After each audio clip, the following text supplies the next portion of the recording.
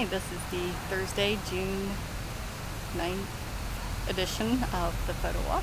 Today we have the Olympus EP1. The Olympus EP1 that we're going to be telling you about. Derek's over there playing with it right now. We're out at the lovely IMA for today's walk.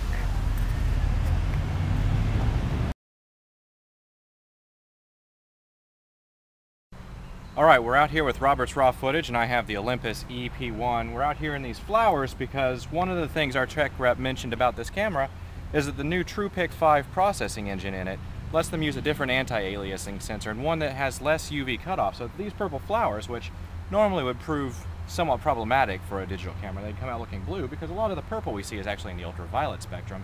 It's supposed to be more or less corrected, and these should look, well, purple. So we're going to get a few test shots while we're out here, and I'm trying to get them from different angles for everybody.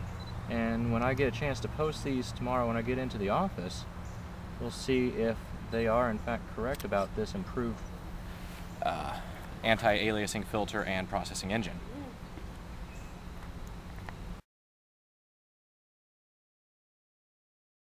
Okay, going. Alright, we're back out here with the Olympus EP1, and we're looking at this scene right here, which, due to the sun being fairly high up in the sky, has a lot of neat contrast, and our eyes can perceive it well, but it's not the sort of scene that photographs well traditionally. We're actually going to try using one of the much criticized art filters that's been popping up on the new series of Olympus cameras. We're going to use the light tone and color because what it should do is help me cut back on the dynamic range that's going to be captured by the camera during this photo.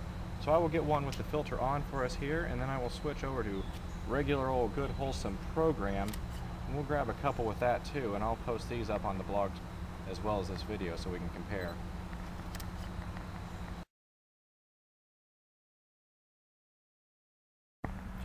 Alright, we're back with the Olympus EP1 one more time here, and I'm going to show everyone a little feature that's probably worth noting. When these ship, they are shipped for people who are not used to working with advanced cameras, so they act more like a point and shoot. For those of you looking to unleash the full control of this, you're going to need to go into the menu system, and I've already been in here, so we'll start from the top. And you go down to the wrench, and right here where it has the little gears and says menu display, you're going to go hit left on, or right, my bad, hit right on this, bring that up, and by enabling that, you enable the gears view. And the gears view is like Olympus's E-system line. It has their full setup menus in here, and you can change just about every aspect of this camera you want.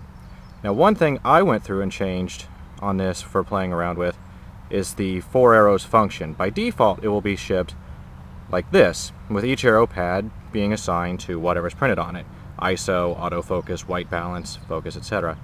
I actually prefer it to be set for autofocus areas, so that when I'm shooting, like if I was going to get a picture of this flower, I could just move my autofocus box around to wherever I wanted. If the stamens there are the most interesting part, I'll just put it right over those, and bam. Now, another nice thing about working with the entire live view is when you're switching modes, or if you want to use the art scenes, like this, I'll start off with pop art. You're going to be able to see these effects immediately on the back of this screen. Dial that up for us. Now I can go into the short menu here, and there they all are at the bottom, and I can just use my thumb wheel and cycle through them. I'm going to get a live preview of what I'm going to be getting if I switch to each of these. You can get this the same way with exposure compensation. I can dial that up and down. If I switch over to aperture priority, we'll be able to get a live preview of what stopping down the aperture is going to do for us just by holding down, and it really makes exposing on the go quite an easy chore, even if sometimes framing can get a little difficult without the viewfinder.